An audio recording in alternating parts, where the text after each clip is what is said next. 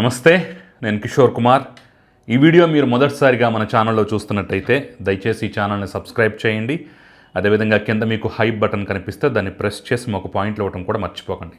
మీ ప్రోత్సాహమే మాకు కొండంత బలాన్ని ఇస్తుంది.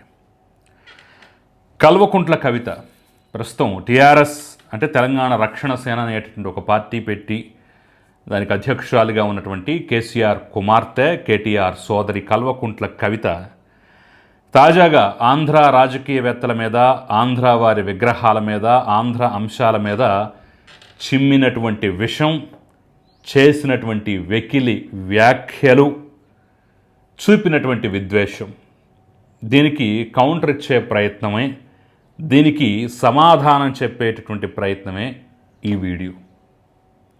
దయచేసి మీరు కూడా ఆ కోణంలోనే చూడండి, ఆ కోణంలోనే చూడాలని చెప్పేసి అయితే ఆశిస్తున్నాను. మీకు ఆంధ్ర పట్ల ఎలాంటి భావన, తెలంగాణ పట్ల ఎలాంటి భావన, అక్కడ రాజకీయాల పట్ల, ఇక్కడ రాజకీయాల పట్ల ఎలాంటి భావన, వాటన్నిటిని కాసేపు పక్కన పెట్టి లాజికల్గా చూసి లాజికల్గా ఆలోచించేటటువంటి ప్రయత్నం మాత్రమే ఈ వీడియో ద్వారా చేస్తారని చెప్పేసి అయితే ఆశిస్తున్నాను. సో గత కొన్ని రోజులుగా అంటే ప్రొఫెసర్ నాగేశ్వర్ పవన్ కళ్యాణ్ మీద, ఆయన పార్టీ మీద చేసినటువంటి వ్యాఖ్యల తర్వాత ఏ రకంగా అంశం మలుపు తిరిగింది, ఏ రకంగా అది ఇంకా పచ్చిగా ఉంది, అది చల్లారకుండా ఆ జ్వాలల్ని ఇంకా కాస్త పెట్రోల్ పోసి, డీజిల్ పోసి మండిస్తూ, కుదరకపోతే కిరోసిన్ దొరికినా సరే పోసి మండిస్తూ ఇంకా దాన్ని పచ్చిగా ఏ రకంగా ఉంచుతున్నారనేది అయితే మీ అందరికీ తెలిసిన విషయం, ప్రత్యేకంగా చెప్పక్కల. ఈరోజు ఆవిడ ఒక సమావేశంలో మాట్లాడుతూ చేసినటువంటి వ్యాఖ్యలు అయితే నిజంగా దారుణంగా ఉన్నాయి, దౌర్భాగ్యకరంగా ఉన్నాయి, చండాలంగా ఉన్నాయని చెప్పడంలో నాకు ఎలాంటి మొహమాటం భేషజం కూడా. సో 1 by 1 నేను కొన్ని పాయింట్లు అయితే నేను ఇక్కడ ప్రధానంగా ప్రస్తావించే ప్రయత్నం చేస్తున్నాను. 13 ఏళ్ళైనా సరే రాజధాని కట్టుకోవడం మీరు చేతగాక ఇక్కడికి వచ్చి మీరు ఇది చేస్తున్నారు, మా దగ్గరకు వచ్చి ఏదో విస్తరణ చేస్తారంట, మీకు 13 ఏళ్ళైనా సరే మీ సెక్రటేరియట్లోకి నీళ్లు రాకుండా చూసుకోవడం చేత కాలేదు, రాజధాని కట్టుకోవడం చేత కాలేదు, ఏదో పెద్ద లోకేష్ వాళ్ళంతా వచ్చి ఇక్కడ విస్తరిస్తారంటే ఏదైనా విస్తరించడానికి సామ్రాజ్యం అది ఇదని చెప్పేసి కామెంట్ చేశారు. ముందు ఇప్పుడు వానాకాలం వస్తూ ఉన్నది. అయ్యా పవన్ కళ్యాణ్ గారు, మీరు రేపు పొద్దుగాలేంది తెలంగాణ నవనిర్మాణాన్ని పవన్ కళ్యాణ్ వచ్చి ఇక్కడ సభ పెడతాడు. నేనేమంటున్నా అంటే ఈ లోకేష్ గారు, పవన్ కళ్యాణ్ గారు వాళ్ళది ఒకటే ప్రభుత్వం కదా, ఆంధ్ర ప్రభుత్వాన్ని నేను విజ్ఞప్తి చేస్తున్నా. వానాకాలం వస్తుంది, మీ సెక్రటేరియట్లో, మీ అమరావతిలో మీ ముఖ్యమంత్రి గారి కుర్చీ కింద నీళ్ళు రాకుండా చూసుకోండి. ఫస్ట్ ప్రతి వానాకాలం అక్కడ క్యాపిటల్ ముందుడే. నిజమే, రాజధాని ఇంకా అక్కడ పూర్తి కాలేదు. కానీ ఒక్క విషయం అమ్మ, మనం బాగున్న రోజుల్లో, మనం బీఆర్ఎస్ పార్టీలో ఉన్నటువంటి రోజుల్లో, లేదా అప్పుడు టీఆర్ఎస్ పార్టీలో ఉన్నటువంటి రోజుల్లో మన నాన్నగారు 10 ఏళ్ల పాటు ముఖ్యమంత్రికి, రాష్ట్రానికి సేవలు అందించారు. మరి ఆఫ్టర్ ఆల్ సెక్రటేరియట్ కట్టడానికి ఎంత టైం పట్టిందమ్మా? ఎన్నేళ్ల సమయం పట్టిందమ్మా? పోలీసుల కోసం టవర్లు కట్టడానికి ఎంత టైం పట్టిందమ్మా? ఎన్నేళ్ల సమయం పట్టిందమ్మా? హైదరాబాదులో కొన్ని అభివృద్ధి కార్యక్రమాలు ఇంకా అలాగే ఆగిపోయి ఉన్నాయి. ఆ రోజు ప్రారంభించి 10 ఏళ్ళైనా పూర్తి కాక, ముందుకు కదలక, కొన్ని ఫ్లైఓవర్లు కానివ్వండి, ఇంకొన్ని రోడ్లు కానివ్వండి, విస్తరణలు కానీ, ఇవన్నీ ఎక్కడ వేసిన గొంగళ అక్కడే అన్నట్టుంది. మరి 10 ఏళ్ల పాటు మరి ఏం చేయగలిగారమ్మా? ఇక్కడ రాజధాని ఏం కట్టక్కర్లేక జస్ట్ కొన్ని నిర్మాణాలు చేయడమే కదా. అప్పుడెప్పుడో వరంగల్ని అసలు ఇంకేముంది పూర్తి రూపురేఖలు మార్చేస్తామన్నారు. అయిపోయిందా? లండన్ అయిపోయిందా? న్యూయార్క్ అయిపోయిందా? మూసీ నదిలో పూర్తి ప్రక్షాళన చేస్తాం, ఇంకేముంది అని చెప్పేసి, సుందరీకరణ అని చెప్పేసి ఆ రోజు మాట్లాడారు. అయిపోయిందా? అంతెందుకు హుస్సేన్ సాగర్లో మురికి నీళ్ళు మొత్తం తోడేసి ఇక రాజధాని మళ్ళీ హైదరాబాద్ పునర్నిర్మించక్కర్లా. ఆఫ్టర్ ఆల్ ఒక హుస్సేన్ సాగర్లో ఆడ మురికి నీళ్ళు మొత్తం తోడేసి మంచినీటి సరస్సులాగా చేస్తానన్నాడు కేసీఆర్. హుస్సేన్ సాగర్ చుట్టూ పెద్ద పెద్ద ఆకాశ హర్మ్యాలు నిర్మిద్దాం. టీఆర్ఎస్ 1.0లో అనుకుంటాను ఈ హామీలు, ఈ మాటలు రోజు పేపర్లో మనం చూసాం. ఇందుట్లో ఎన్ని చేశారు, ఎన్ని చేయగలిగారు? ఏదో ఆంధ్రప్రదేశ్ సెక్రటేరియట్లోకి జగన్మోహన్ రెడ్డి ప్రతిపక్ష నేతగా ఉన్నప్పుడు ఆ రోజులో ఏదో కుట్ర పన్ని 1-2 విధ్వంసాలు చేసి నీళ్ళు వచ్చిన అంశాన్ని ఇప్పటికీ గుర్తుపెట్టుకుంటున్నారే. మరి ఇప్పటికీ స్టిల్ ఈ రోజుకి 2026, 2014లో ముఖ్యమంత్రి అయ్యాడు కేసీఆర్. 2026 ఇప్పటికీ 4 చినుకులు పడితే, గట్టిగా గంటపాటు వర్షం కురిస్తే హైదరాబాదులో ఎన్ని ప్రాంతాలు, ఎన్ని లోతట్టు ప్రాంతాలు, ఎన్ని కాలనీలు మునిగిపోతున్నాయో తెలియదా? ఎన్నిటిని మీరు కాపాడగలిగారు? లాస్ట్ జీహెచ్ఎంసీ ఎన్నికల్లో ఏం జరిగింది, ఎందుకని మీకు దెబ్బ పడిందో గుర్తులేదా? ఆ రోజు హడావిడిగా ఆ మునిగిపోయినటువంటి ప్రాంతాల మొత్తానికి, మునిగిపోయినటువంటి ఇళ్ళు మొత్తానికి ఇంటికి 10,000 రూపాయల చొప్పున పంచినటువంటి తీరు, అలాగైనా సరే మనం ఆ ఎన్నికల్లో గట్టెక్కుదామని ఆలోచించినటువంటి తీరు గుర్తులేదా? ఏ రకంగా మాట్లాడుతున్నారు మీరు? రాజధాని అంటే కేవలం ఒక 5 ఏళ్లలో 4 ఏళ్లలో పూర్తయిపోయే అంశమా? పూర్తయ్యేదేమో, ఒకవేళ ఎంతో కనీసం మొదటి ఫేజ్ అన్నా పూర్తయ్యేదేమో. మీ మిత్రుడు జగన్మోహన్ రెడ్డి 2019లో రాకుండా ఉంటే ఈ పాటికలా ఒక రూపురేఖలు వచ్చేసేవే. మరి దాన్ని ఎలా మర్చిపోతున్నారు? ఇప్పటికీ స్టిల్ హైదరాబాద్లో వర్షం పడితే అనేక ప్రాంతాలు మునిగిపోతున్నాయే. మీరు ఇంకా ఆంధ్రప్రదేశ్ సెక్రటేరియట్లో వర్షం పడితే అక్కడ 4 చుక్కలు రాలితే దాన్నే చిలవలు పొలవలు చేస్తున్నారే. మరి హైదరాబాద్ సగం మునిగిపోతుంది కదా, అనేక ప్రాంతాలు మునిగిపోతున్నాయి కదా.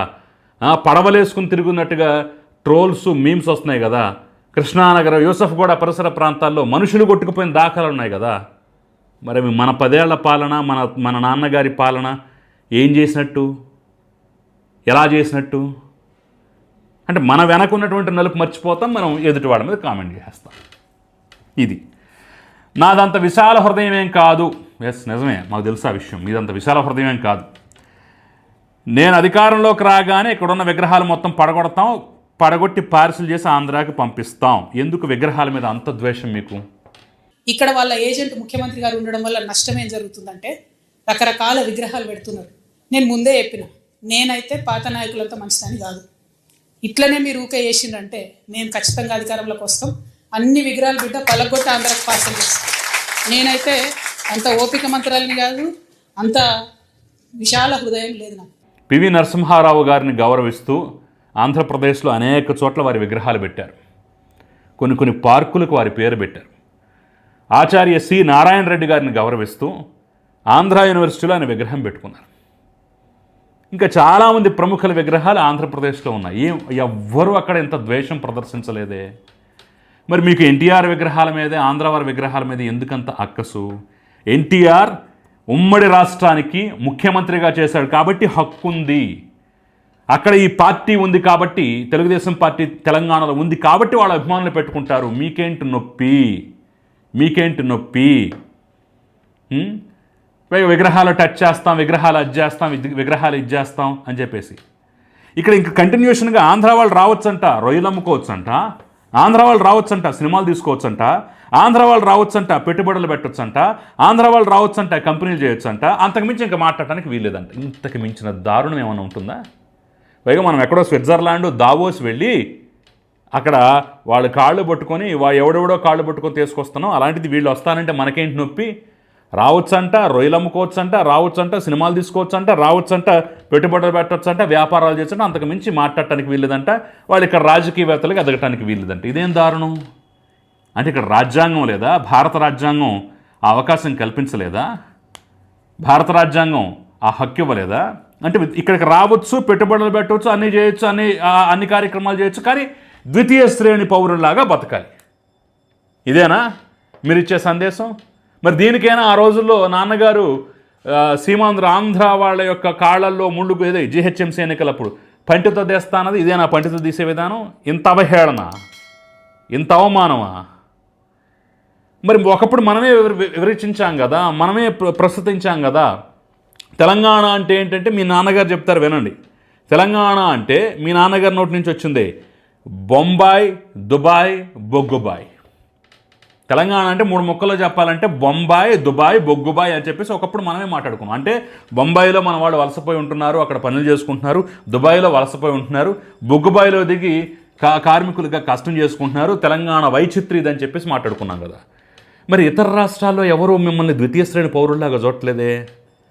నేను ఎక్కడో ఉమా ట్రావెలర్ అని చెప్పేసి ఒక ఆయన వ్లాగరు తన యొక్క యూట్యూబ్ ఛానల్లో పెట్టాడు. ఆఫ్రికా ఖండంలో అంట ఒక తెలంగాణ రైతు కామారెడ్డి నుంచో కరీంనగర్ నుంచో వెళ్ళాడు. ఆయన 250 ఎకరాల్లో వ్యవసాయం చేస్తున్నాడు. మన తెలుగు బిడ్డ అని చెప్పేసి గర్వంగా ప్రస్తుతించారు. ఆఫ్రికా వాళ్ళు ఈ రకంగా ప్రవర్తించలేదే, ఈ రకంగా మాట్లాడలేదే. మన తెలంగాణ వాళ్ళు ఆఫ్రికాలో కానీ, అమెరికాలో కానీ, ఇతర దేశాల్లో కానీ ఎంతమంది ఉన్నారు? అక్కడ గర్వంగానే బతుకుతున్నారు కదా.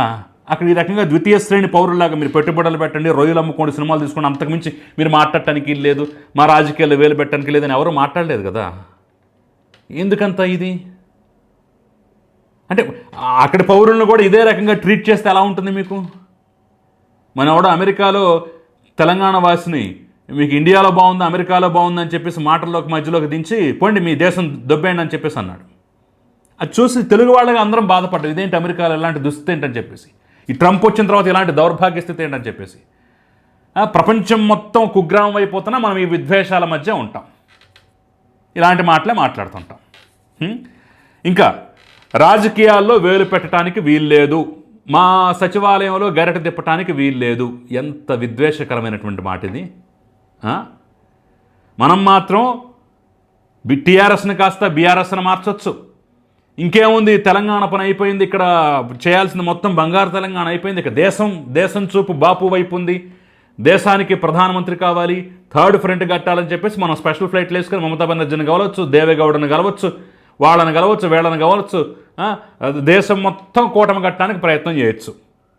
ఆంధ్రాలో కూడా ఒక పార్టీ కార్యాలయం ఏర్పాటు చేయొచ్చు, అక్కడ అధ్యక్షుని కూడా పెట్టవచ్చు. మహారాష్ట్రలో ఇంకేముంది, సర్పంచ్లు గెలిచాం, ఎంపీటీసీలు గెలిచాం, జడ్పీటీసీలు గెలిచాం చెప్పొచ్చు. కానీ ఇతరులు ఎవరైనా సరే ఇక్కడికి వచ్చి రాజకీయాలు చేయడానికి వీలేదు. ఇదేం కుంచిత స్వభావం, ఇదేం మాటలు. మరి అలా అనుకుంటే ఈరోజు పాలిస్తున్నటువంటి కాంగ్రెస్ పార్టీ తెలంగాణలో పుట్టిందా? తెలంగాణ గడ్డ మీద నుంచి వచ్చిందా? భారతీయ జనతా పార్టీ మిమ్మల్ని జీరో చేసింది కదా.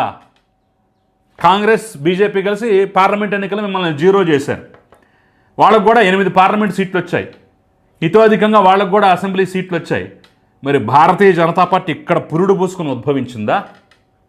మరి వాళ్ళ మాట అనండి, వాళ్ళు ఇచ్చేయండి. ఎందుకు మీకు టీడీపీ జనసేనకు మాత్రం ఇది వచ్చేస్తుంది? మరి కాంగ్రెస్ని మీరు ఎక్కడ పార్టీ కాదు పొమ్మనరే? మరి తెలంగాణ ప్రజలు ఎందుకు ఆదరించారు? బీజేపీని పొమ్మనరే?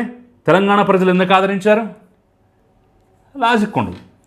ఇంకా మా మేధావుల్ని, మా ప్రజల్ని ఎవరు ఏం చేయాలి? మీ మేధావుల పేరు చెప్పుకునే వాళ్ళే ఇష్టం వచ్చినట్టు మాట్లాడితే ఆంధ్రప్రదేశ్లో కాలినటువంటి మండినటువంటి వాళ్ళు కేసులు నమోదు చేశారు. అంతకుమించి ఇంకేం చేయాలి. ఆంధ్రప్రదేశ్ పోలీసులు వచ్చి అంటే కనీసం సోషల్ మీడియాలో ఏది తప్పు ఏది రైట్ అనేది కూడా చెక్ చేసుకోకుండా నిజంగానే అసలు పోలీసులు వచ్చారు, ఆంధ్రప్రదేశ్ పోలీసులు వచ్చి నాగేశ్వరని అరెస్ట్ చేసే ప్రయత్నం చేశారా? ఎందుకంత తప్పుడు మాటలు? పార్టీ అధ్యక్షురాలు అయి ఉన్నారు కదా. మేము రాలేదు బాబు, అసలు ఈ కేసునే మేము పరిగణలోకి తీసుకోవట్లేదు, ఇది ఒక పెద్ద కేసా, ఆయన ఏదో నా మాటలను వెనక్కి తీసుకుంటున్నాను, ఇంకే అయిపోయిందని చెప్పేసి కాళ్ళబేరానికి వచ్చాడు, క్షమాపణ చెప్పేశాడు, అసలు మేము దేము వదిలేస్తున్నాం, మాట్లాడుకొని మమ్మల్ని మాట్లాడితే, మా గురించి మాట్లాడితే 4 డబ్బులు వస్తాయి, 4 వ్యూస్ వస్తాయి, చేసుకోనేమండి అని చెప్పేసి మేము వదిలేసాము అని చెప్తుంటే ఏదో ఆంధ్రా నుంచి పోలీసులు వచ్చారు, బెటాలియన్ దిగిని, ఇది దిగిని అని చెప్పేసి ఈవిడ కూడా అదే మాటలు. సిగ్గుపడాలి. ఇలాంటి తప్పుడు సమాచారాన్ని మీరు కూడా నమ్మి క్రాస్ చెక్ చేసుకుండా మాట్లాడుతున్నందుకు.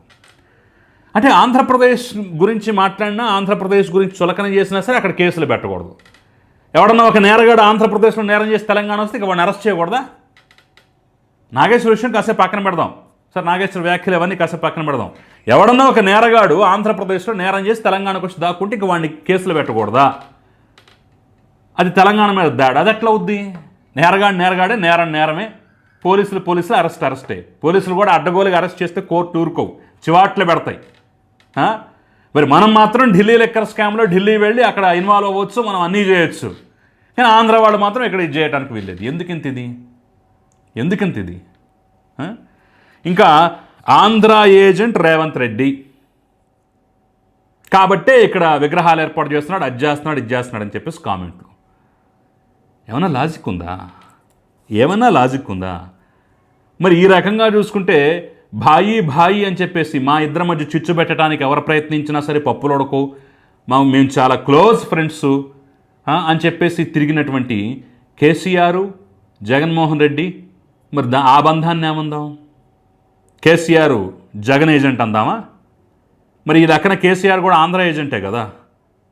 ఈ లెక్కన కేసీఆర్ ఇప్పుడు చంద్రబాబు నాయుడు పార్టీలో ఒకప్పుడు రేవంత్ రెడ్డి పనిచేశాడనే ఒక్క కారణం చేత ఆంధ్ర ఏజెంట్ అని చెప్పేసి రేవంత్ రెడ్డి మీద ముద్ర వేస్తే, మేమిద్దరం క్లోజ్ ఫ్రెండ్స్, జగన్మోహన్ రెడ్డి ప్రమాణ స్వీకారానికి ముఖ్య అతిథిగా కేసీఆర్ వచ్చాడు, జగన్మోహన్ రెడ్డి గెలవగానే ఫస్ట్ విజిట్ తెలంగాణకు వచ్చి కేసీఆర్ ఇంటికి వచ్చి భోజనం చేసి వెళ్ళాడు.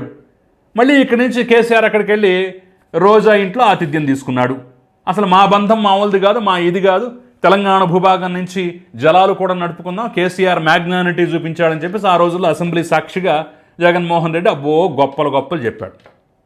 మరి ఈ లెక్కన జగన్మోహన్ రెడ్డికి కేసీఆర్ ఏజెంటా? మరి ఆ లెక్కను చూసుకుంటే తెలంగాణ సీఎంగా ఉన్నటువంటి అప్పటి కేసీఆర్ కూడా ఆంధ్ర ఏజెంట్ అనుకోవాలి కదా. ఏం లాజిక్ లేని మాటలు ఇవి. అంటే మనం ఇంకా ఈ విగ్రహాల దగ్గరే, ఇంకా వ్యవహారాల దగ్గరే, ఇంకా ఆంధ్ర తెలంగాణ విద్వేషాల దగ్గరే ఉండిపోతే ఎట్లా? ఆంధ్రాలో ఆల్రెడీ ఒక నిర్మాణం జరుగుతుంది, అమరావతి నిర్మాణం జరుగుతుంది. మధ్యలో మీ మిత్రుడు జగన్మోహన్ రెడ్డి లేకపోతే ఈ పాటికి ఒక రూపురేఖలు వచ్చాయి. అక్కడ క్వాంటమ్ టెక్నాలజీ అని, ఏఐ హబ్ అని, డేటా సెంటర్లని, గూగుల్ అని, టీసీఎస్ అని, మైక్రోసాఫ్ట్ అని, కాగ్నిజెంట్ అని, శ్రీ సిటీ అని, ఇంకా రకరకాలుగా ఉత్తరాంధ్ర నుంచి రాయలసీమ వరకు అనేక ప్రాజెక్టులు తెచ్చుకుంటూ డక్కా మొక్కిలు తింటూ ఒక గాడిని పెట్టుకుంటూ అభివృద్ధి పదంలో అడుగులు వేస్తుంటే ఇంకా మనం ఆంధ్ర తెలంగాణ గొడవలు, ఆంధ్ర వాళ్ళు ఇక్కడ రావడానికి వీల్లేదు, పవన్ కళ్యాణ్ ఇక్కడ ఏం సభ పెట్టడానికి వీల్లేదు, ఇక్కడ రాజకీయం చేయడానికి వీల్లేదు, దీని మధ్య మునిగిపోయాం. అసలు తెలంగాణలో సమస్యలు ఏమీ లేనట్టుగా, తెలంగాణలో సమస్యలు పూర్తిగా పోయి మొత్తం అద్భుతం జరిగినట్టుగా. ఏంటిది అంటే సెంటిమెంటు పండిస్తే, ఆంధ్రవాడి మీద విద్వేషం చూపిస్తే, తెలంగాణ సెంటిమెంట్ మరొకసారి రేపితే ఇక్కడ ప్రజల కడుపులు నిండిపోతాయా? బువ్వ దొరుకుద్దా? చెప్పండి. ఆంధ్రప్రదేశ్లో ఉన్నటువంటి వాళ్ళు కూడా ఆలోచించుకోవాల్సినటువంటి సమయం, తెలంగాణలో ఉన్నటువంటి వాళ్ళు కూడా ఆలోచించుకోవాల్సిన సమయం. ఈ విద్వేషాలు రాష్ట్రాలను బాగు చేయవు. ఈ విద్వేషాలు ప్రజల కడుపుల్ని నింపవు. అభివృద్ధే కడుపులు నింపుతుంది, సంక్షేమమే కడుపులు నింపుతుంది, సుపరిపాలనే మరొక్కసారి నాయకులను అందలానికి ఎక్కిస్తుంది. ఇది మర్చిపోయి అబ్బా అద్భుతంగా ఆంధ్రావాణి తిట్టేశాడని చెప్పేసి మనం చప్పట్లు కొట్టుకుంటే ఆ విద్వేషాలే మిగులుతాయి. ఏముంది, ఎలక్షన్ అప్పుడల్లా ఒక విద్వేషం రగిలిస్తాం, ఓట్లు పౌరుషంతో గుద్దేస్తారు, గెలిచి గద్దెనెక్కుతాం.